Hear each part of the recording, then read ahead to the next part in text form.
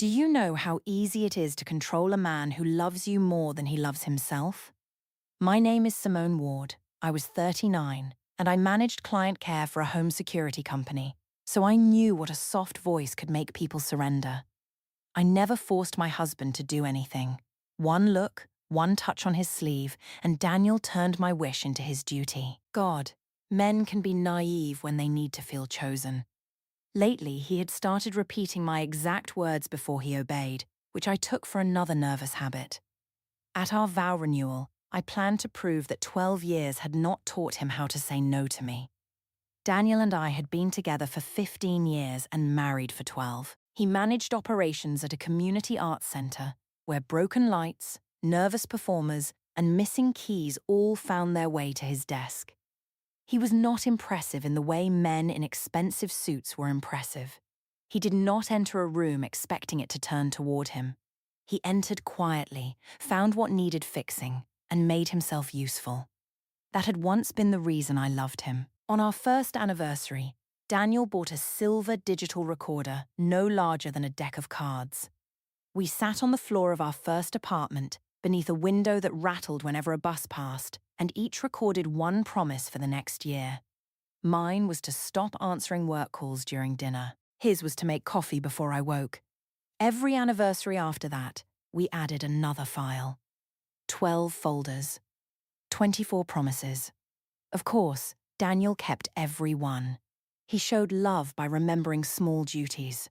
My car never reached an empty tank. My mother never carried her own groceries up the stairs. If I mentioned that a coat button was loose, the sewing kit appeared beside my breakfast plate the next morning. Other women called that devotion. I began to see it as training that required almost no effort from me. My father had left when I was 15.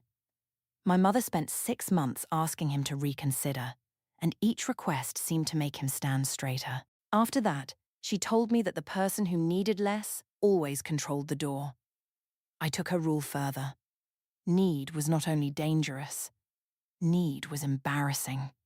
Daniel needed me openly. That made him safe to test.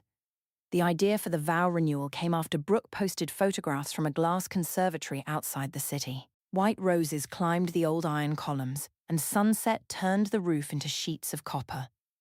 The place was too expensive for an anniversary party, but I wanted one evening where every person we knew would watch Daniel choose me again. When I showed him the venue, he asked what I wanted the ceremony to mean. I told him it would prove that our marriage was stronger than the gossip around us. By gossip, I meant the things people had begun saying about how I treated him. He repeated my sentence slowly. He wanted the ceremony to prove our marriage was stronger than what people had seen. I corrected him. Stronger than gossip, I said, not what people had seen. Daniel placed 2 fingers against the edge of my phone and moved it until it sat straight on the table. Then he asked how much the deposit was.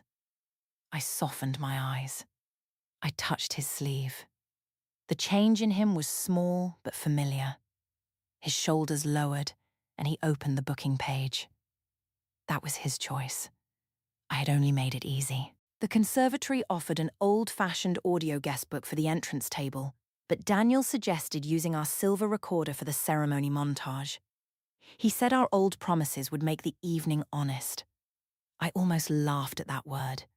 Instead, I told him honesty was exactly what I wanted. He repeated that too, then wrote the renewal date on a paper card and placed it inside the recorder case. One venue and one recorder were enough. My husband still confused obedience with love. I had 4 months to build the perfect proof. The way I treated Daniel did not become cruel in one dramatic step. It became normal through repetition. At breakfast, I corrected the way he told a story until he stopped telling it. When guests came over, I interrupted before he reached the point and explained that my husband needed help keeping people interested. If someone praised his work at the arts centre, I compared his salary with Brooke's husband, who owned 2 dental offices. Daniel would smile without showing his teeth and clear the plates. I never used the same insult twice in one evening. That would have sounded angry. I preferred a joke, followed by a kind touch, followed by a question about why he looked hurt. Brooke understood the rhythm. She had known me since college and believed every marriage had a stronger partner. Her own husband argued over everything, so Daniel's silence looked like luxury to her. She called him house-trained. I called him peaceful. We both laughed. One Saturday, Daniel came downstairs wearing a green shirt I had once bought him. The fabric hung loosely around his waist. He had lost almost 15 pounds since winter, though he claimed lunch disappeared whenever the arts centre had a school performance. Brooke looked him over and asked whether the conservatory planned to renew the groom as well as the vows. I told her Daniel had chosen the exhausted poet look because a normal haircut required decisions. He stood beside the coffee table with 2 mugs in his hands. His thumb moved once against the handle. Then he repeated my description in the flat voice he had started using. Exhausted poet. Unable to make decisions. Brooke glanced at me, waiting to see whether the joke was still safe. I smiled at Daniel and told him not to collect every silly sentence as if it were evidence of a crime. His face changed at the word evidence, but only for a second. He set down the mugs and asked Brooke how she took her coffee. Of course, she called him sweet after he left the room. That afternoon, I sent her a voice message from the laundry room. I said Daniel could be cut open by a joke and still bring the person holding the knife a clean towel. I added that living with a man like that was easier than raising a dog because at least Daniel understood full sentences. Brooke replied with a laughing sound and asked whether I planned to include that in my new vows. I kept the message. It pleased me. Daniel's sister Mara did not laugh. She came to the house 2 weeks later with fabric samples for the ceremony table and found Daniel standing at the sink after I had criticized how he loaded the dishwasher. His hands were still in the water, though. There was nothing left to wash. Mara waited until he went upstairs. Then she said her brother seemed to disappear whenever I entered a room. I told her Daniel had always been quiet. She said quiet was not the same as afraid of using the wrong word. That accusation was unfair, so I made sure Daniel heard about it. I told him his sister was trying to turn a private marriage into a family project. He asked what she had said. I gave him the short version, where Mara called him weak and blamed me for it. Daniel repeated the important part. His sister believed he disappeared around me. I said she was jealous because he had built a stable home while she was still moving between relationships. It was not true, but it gave him a reason to defend me. He did. The next time Mara called, Daniel let it ring. I watched the screen go dark and kissed his cheek. He looked toward me as if he expected something else, perhaps gratitude. Instead, I asked whether he had confirmed the florist. His best friend Evan tried a different approach. He invited Daniel to a football match and told him that he used to have opinions before every answer became a check of my face. Daniel came home angry, which on him meant he put his keys down harder than usual. He asked whether I had told Brooke about the panic attack he suffered the previous Christmas. I said Brooke knew he had stepped outside because the room was warm. He asked again. This time, he named the message she had mentioned at lunch, including my description of his shaking hands. I told him Evan was using a private health problem to make him suspicious of his wife. Then I lowered my voice and asked why he always believed the worst version of me. The anger left him. Of course it did. He apologized for the question before I answered it. That evening, he sat at the end of our bed and asked whether I still respected him. It was the first clean question he had asked in months. I could have lied gently. Instead, I told him respect was earned by people who could hold their ground. I reminded him that he had spent years apologizing whenever I became cold. If he disliked the result, he should examine the method. Daniel looked at the carpet. He repeated one sentence. Respect was earned by people who held their ground. Then he asked whether I wanted him to hold his ground about the renewal. For half a second, I heard something new in his voice. Not anger. A limit. I sat beside him, let my knee touch his, and told him the ceremony was important to my mother. I said cancelling would embarrass me after invitations had gone out. Then I looked up at him the way I had looked at him in our first apartment. He said he would not cancel it. I never forced him. The following week, Evan received a message from Daniel asking for the original video from our Christmas party. I saw the request because Daniel left his tablet open. Evan had filmed the moment Daniel stepped outside, and the clip included Brooke asking me whether he was about to cry. Daniel wanted the complete file, not the short part Evan had sent before. I assumed he planned to watch himself fail until he understood why people no longer took him seriously. Daniel liked to examine pain after it was too late to matter. I closed the tablet and returned to the seating chart. Mara's name went beside the service door, far from the family table. Evan's invitation remained unanswered in the system. By the renewal, Daniel would have the room I chose for him. 6 weeks before the ceremony, I arranged a birthday dinner for Daniel at a rooftop restaurant above the river. It was not a generous act. I needed current photographs for the renewal slideshow, and the terrace had gold lights that made everyone look kinder. The evening began well. 24 guests came. Mara arrived alone and sat beside Evan. Brooke brought a bottle of wine and whispered that the birthday boy looked as if he wanted permission to enjoy himself. Daniel wore the green shirt again, altered this time so it fit. When he saw the silver recorder beside his plate, he touched the case with one finger. I told him we were collecting short messages for the vow renewal. Every guest could say what our marriage had taught them about love. He asked whether the birthday could remain about his birthday. I told him the people had already been invited for both of us. Making them record one sentence was hardly an injury. Daniel repeated the words, hardly an injury, then switched on the recorder for the first message. The first hour gave me what I wanted. Guests praised his patience. A woman from the arts centre said Daniel was the person who stayed after everyone else went home. Evan said Daniel never forgot who needed help. Even Mara spoke carefully about his loyalty. Each compliment irritated me more than the one before it. They made his weakness sound noble. When dessert arrived, Daniel stood to thank everyone. His note card shook against the stem of his water glass. He spoke about the arts centre, our friends, and the years that had passed faster than he expected. Then he looked at me and said the renewal mattered because promises should still mean the same thing when nobody was watching. I laughed before he could sit down. The sound carried across the terrace. I told the table not to let Daniel become emotional again because he treated every ordinary sentence like a wound. A few people smiled from habit. Brooke laughed loudly enough to give them permission. Daniel remained standing.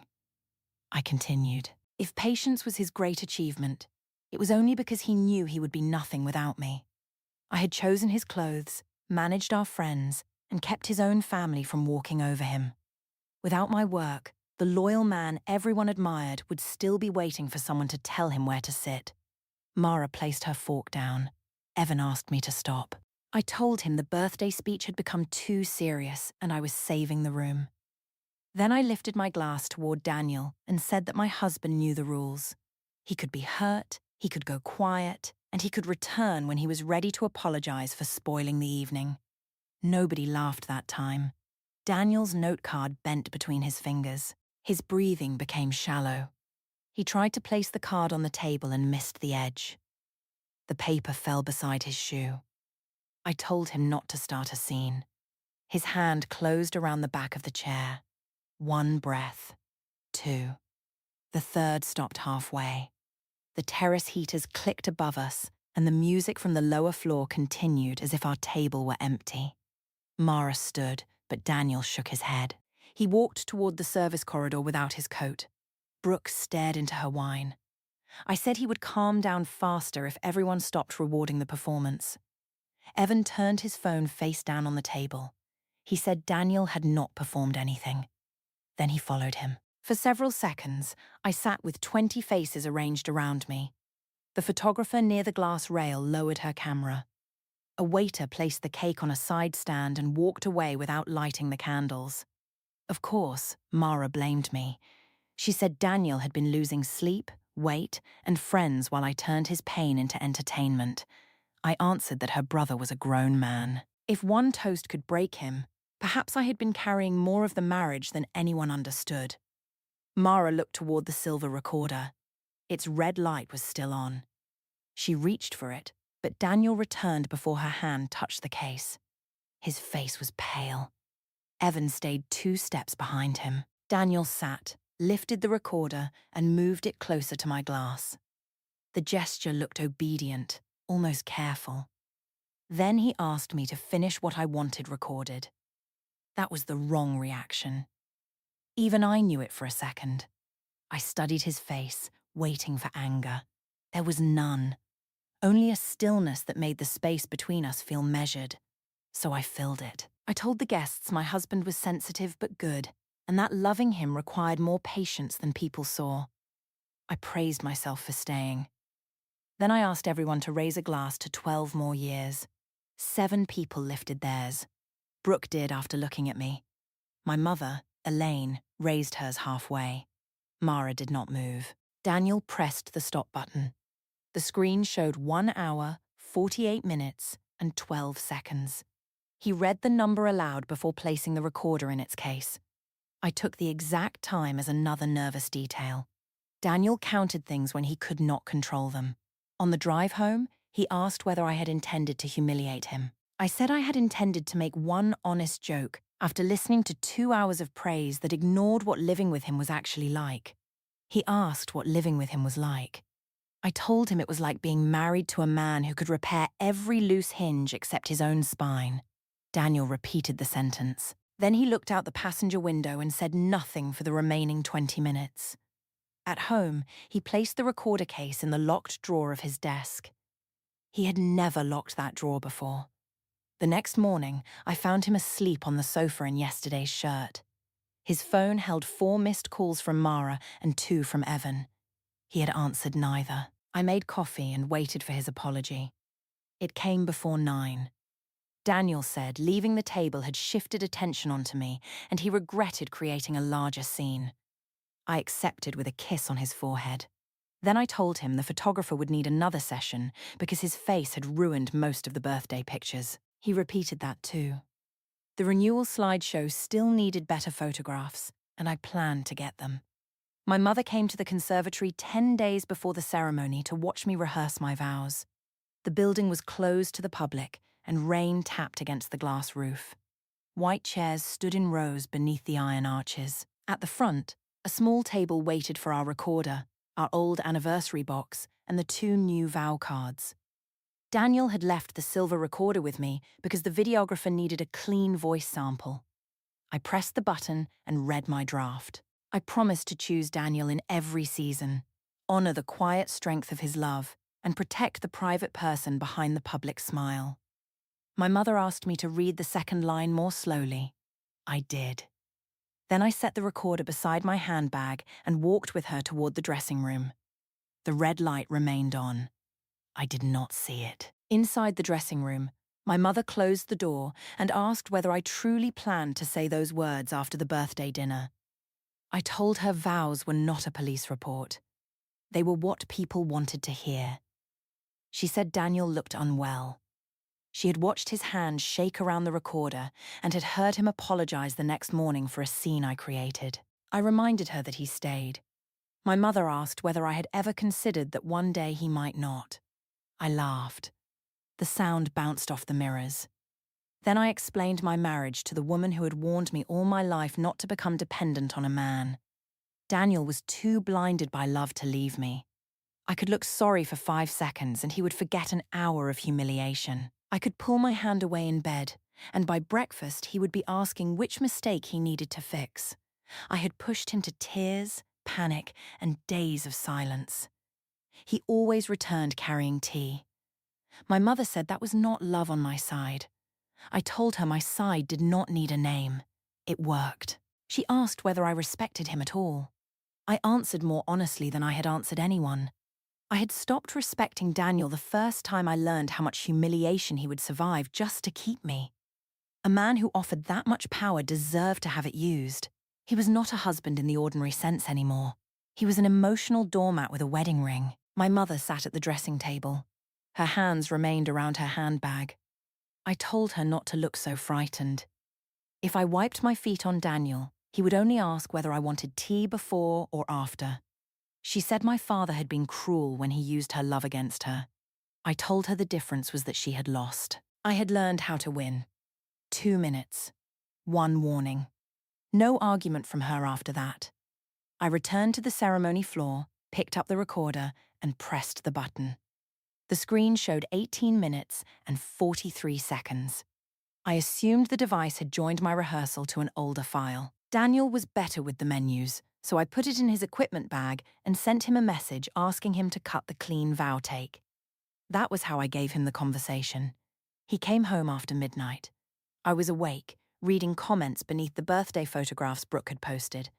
Daniel entered the bedroom, placed the recorder case on the dresser, and stood with his hand resting on it. He asked whether my vow about protecting the private person behind the public smile was the version I wanted. I said it was the version the guests would remember. He repeated my answer exactly. The version the guests would remember. Then he asked whether I wanted the entire recording saved. I told him to keep anything useful and remove dead air. He nodded once. His calm was different after that night. He no longer rushed to fill my silences. If I left a plate untouched, he did not ask what he had done. When I complained that Mara had failed to confirm her table flowers, he gave me her number instead of calling for me. I read each change as exhaustion. A tired man was easier than an angry one. 3 days later, I found Daniel in his office listening to the first anniversary file. My younger voice came through the speaker, promising to turn off my phone during dinner. A bus shook the old apartment window in the background. Daniel sat with both hands flat on the desk. For one brief second, the room looked like a place where something had already ended. Then he saw me and stopped the file. He asked whether I remembered recording it. I said, of course I did. I also said nostalgia was not a substitute for finishing the ceremony montage. His mouth moved as if he might answer. Instead, he asked whether I had ever kept the promise. I told him most adults understood that promises changed when life became demanding. Daniel looked at the silver recorder. Simple sadness crossed his face with no calculation behind it. I knew the difference. For once, he was not measuring a word or controlling his breath. He was mourning something, and I had no desire to comfort him. I asked whether he needed me to build his confidence before the ceremony too. He repeated the question softly. Then he closed the recorder case. At the conservatory rehearsal the next day, Mara stood beside the sound technician with a laptop open between them. Daniel had invited her to help organize family photographs. I assumed he needed his sister because he could not finish the montage alone. Mara asked whether all recorded material had permission for public playback. I told her every person at our events understood that phones existed. She looked at Daniel. He said the ceremony would use only original files, in their full order. That phrase meant nothing to me then. Daniel's talk of original files in full order only made a simple slideshow sound important. My mother stopped answering messages about her speech. Evan declined his seat without explanation. 2 couples from the birthday dinner changed their replies from attending to uncertain. I blamed Mara. She had always wanted Daniel to choose his birth family over his wife. The room around me was getting smaller, but the conservatory still held 120 chairs. I could fill empty places with colleagues, clients, and people who knew only the polished version of us. Once Daniel renewed his vows in front of them, the others would look foolish for worrying. The final rehearsal took place on Friday evening. Sunlight crossed the conservatory floor in long orange bars, and the florist had begun wiring white roses to the first iron column. Helen, our officiant, waited at the front with the printed ceremony book. Daniel arrived carrying the silver recorder and a black folder. His suit hung better after Mara convinced him to buy a smaller size. He looked rested for the first time in months.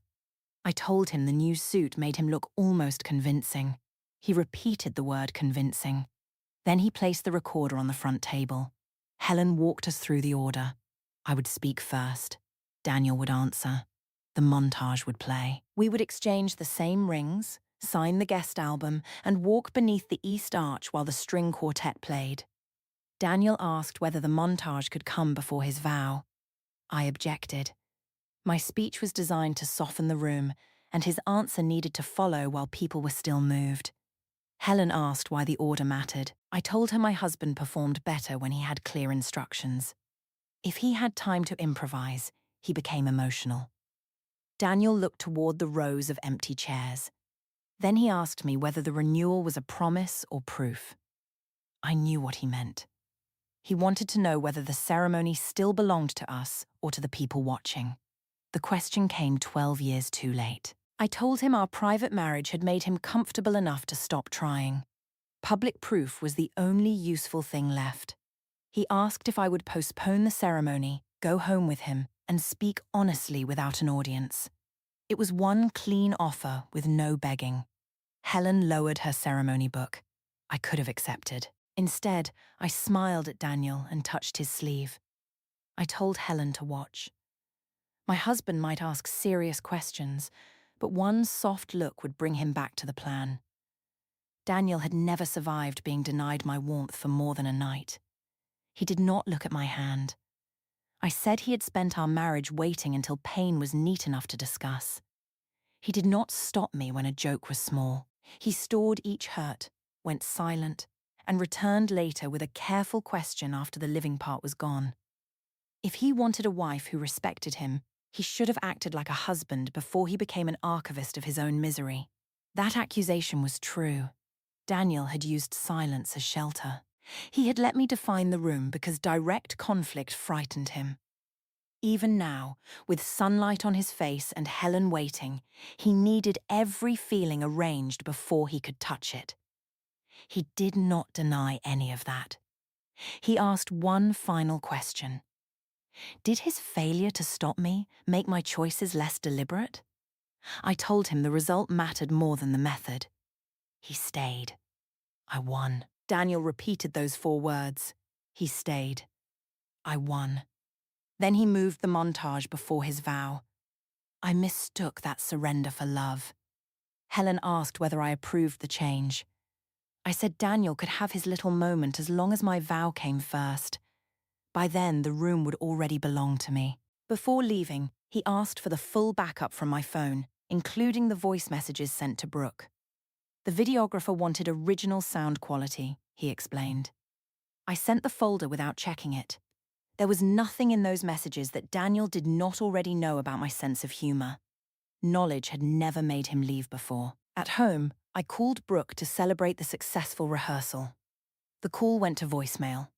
I sent her a message saying Daniel had tried one last serious man performance and then folded when I touched his sleeve. The message remained unread. My mother answered after the 4th call. She said she would attend, but she would not give a speech and would not lie if Daniel asked her a direct question. I reminded her that family loyalty was not complicated. She said nothing for so long that I checked whether the call had ended. Then she told me she had already chosen the only honest answer available. I called her dramatic and hung up. Saturday morning brought clear weather. I dressed in the conservatory's upstairs room while white light moved across the mirrors. My colleagues filled the seats Evan and the 2 uncertain couples had left empty. Brooke's chair remained reserved at the front, though she had not confirmed. From the window, I watched Daniel greet guests beneath the east arch. He shook hands, listened, and pointed people toward their seats. Mara stood near the sound table. My mother sat alone in the 2nd row. Daniel looked calm. Too calm, perhaps, but calm had always been the shape of his defeat. I counted the filled chairs. 116. More than enough. By the time Daniel promised to choose me again, nobody in that room would remember he had ever tried to resist. The conservatory lights turned warm as I walked beneath the iron arches.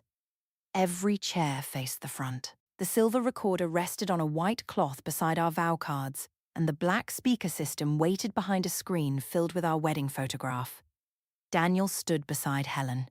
He did not reach for my hand, so I reached for his. His fingers closed around mine after a pause. Of course, I took the pause for nerves. Helen spoke about endurance. She described 12 years of choosing the same person through change. Then she invited me to read my vow. I faced Daniel and gave the room the voice I used with angry clients. It was soft and steady, personal enough to sound unplanned. I promised to honor the quiet strength of his love. I promised to protect the private man behind the public smile. I said our marriage had taught me that real devotion did not need to shout, and I thanked Daniel for choosing me even when I was difficult to understand. Several guests lowered their eyes. My mother kept both hands in her lap. I finished by saying I would choose Daniel again, not because he was perfect, but because his love had made me a better woman. The applause began with my colleagues. It spread through the glass room and returned from the high roof. I handed the vow card to Helen. Daniel looked at it, then at the recorder. He repeated my final sentence. His love had made me a better woman. Then he stood straighter and smiled. It was not the small, closed smile he used when he wanted an argument to end.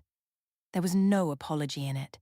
The expression belonged to a man who had finished checking the last detail.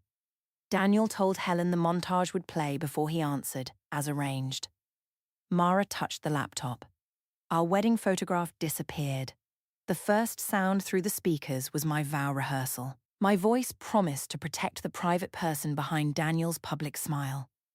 The file continued after I set down the recorder. Footsteps crossed the conservatory.